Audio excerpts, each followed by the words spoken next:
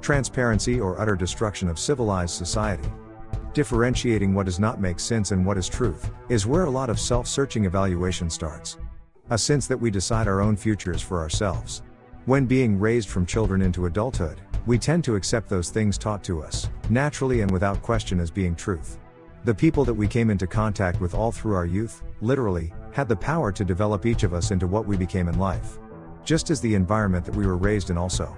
We take those values for granted, and what seems normal became our safety nets. So much that we internalized them and made them who we are. All of our actions and thoughts were determined by these things that we held so dear, and they begins to flourish. Growing to the extent that no matter what happened outside of our norm, our belief in what we thought true remained unharmed and secure.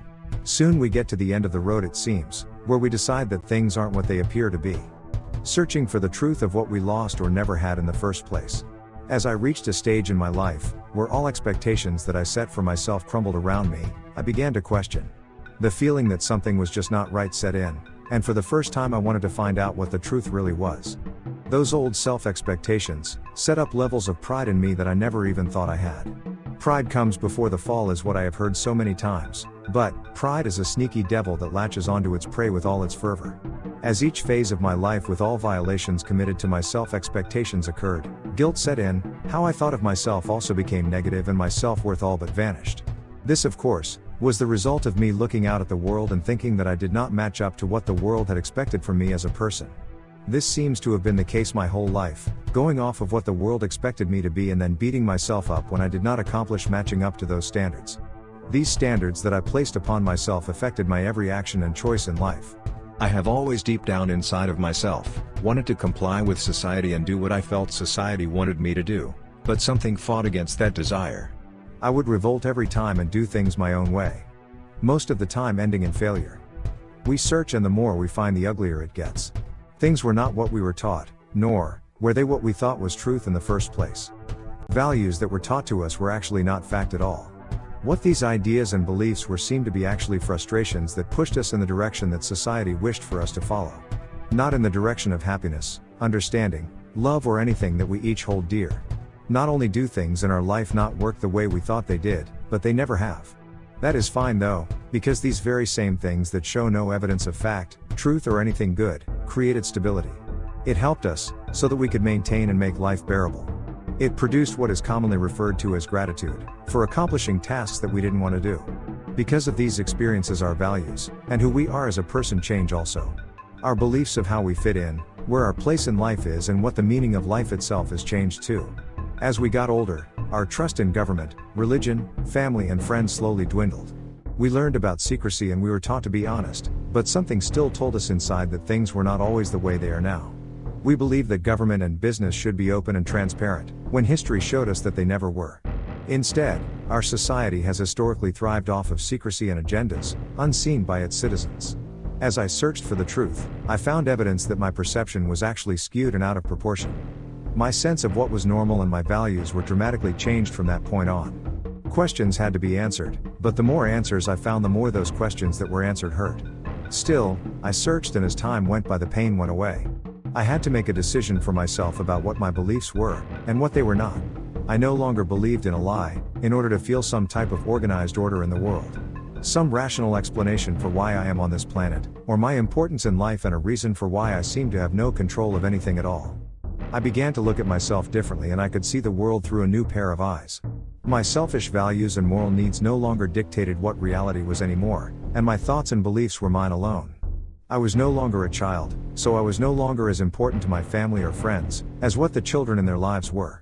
Just as I am not as important as what the children in my life are to me, because these are normal drives that we all have in the natural order of things. Change is hard though for people my age, and that is the trick, changing after maturity. I do not wish to be a close-minded old man who does not see anything outside of myself, my thoughts or beliefs. I wish to be free, so I have to learn how to change on a daily basis in order to see the truth. I no longer give credit where credit is due, or give it to people that don't deserve it. I don't create heroes, nor do I believe in them, because history shows that heroes are made to be used. We live in a world that was created off of the backs of brave men and women, yet, the credit is always given to leaders. A society that fights for ideas that create laws which restrict our freedoms, yet, fights against the things that give us those freedoms. We have always had struggles between our freedoms as a society and our freedoms as individuals. History was written by the people who won the battle, not what the facts were and how things actually happened. Popular thought rules our world over rational explanation. Transparency implies that there is a barrier, something that blocks us from what we need to see. The Constitutional Convention was held in secrecy, and the ideologies of the Constitution were thought of by John Locke first. These things were not taught to our children in school, and for a reason.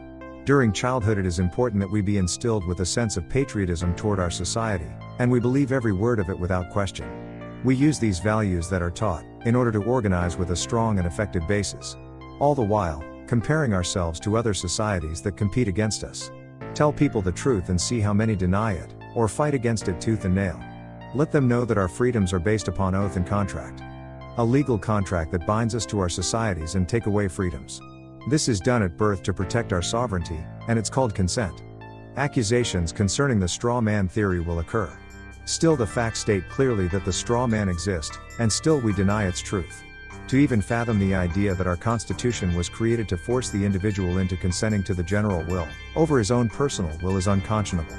These great men who gathered to give freedom to you and I are clearly read in history books. What isn't written, though, is the fact that our freedoms were given because men walked out of that convention. Not because men signed a contract, which gave the government the right to arrest its citizens, according to the general will, of course. Each of us will age, and personal change will become harder as time passes. Instead of using new information for changing into something new, we will use it to reinforce our old beliefs and way of thinking. What we learn usually stems from old ideas, but we will call it a new idea. Previous experiences that we structure our lives around, with a few new ideas and experiences. Creating a safety net that reinforces our perception of reality. The more things change, the more they stay the same and life goes on. Change comes when we change our surroundings, experiences, roles in life, and our ability to adapt to new people, places and things.